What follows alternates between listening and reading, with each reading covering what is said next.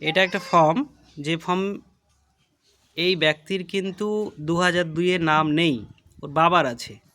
তো এখানে কি করতে হবে, ওর ভোটের ছবি দেখে এই ডেট অফ বার্থটা লিখে দিতে হবে। এখানে ফোন নাম্বার দেওয়া আছে, তারপরে এখানে আধার নাম্বার, ফোন নাম্বার।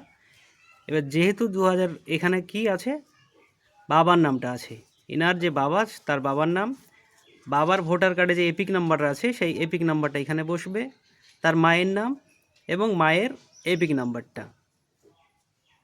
তারপরে এখানে তো যদি স্বামী আছে, এই মহিলার স্বামী আছে, স্বামীর নামটা এবং স্বামীর এপিক নাম্বারটা। তাহলে এটা হয়ে গেল 2025-এর অংশের ফর্ম ফিল আপ। এবার যেহেতু এর 2002-এ নাম নেই, তাই 2002-এ যার নাম আছে ওনার বাবার নাম আছে এখানে লিখে দিতে হবে এবং বাবার এপিক নাম্বারটা। আচ্ছা, এখানে যে এই যে নামটা আছে তার 2002-এর লিস্টে তার সম্পর্ক যে আছে আত্মীয়ের নাম, সেই নাম্বারটা লিখতে হবে এবং ওনার সঙ্গে ইনার যে সম্পর্ক পিতা, এখানে ফাদার, এটা লেখা আছে। জেলা মুর্শিদাবাদ, ওয়েস্ট বেঙ্গল। এই যে বিধানসভা 2002-এ আমাদের বিধানসভা ছিল 59 জলঙ্গি, তাই ওটাই লিখতে হবে যেটা 2002-এ ছিল। এবং 2002-এর যে 59 এই নাম্বারটা এখানে লিখতে হবে।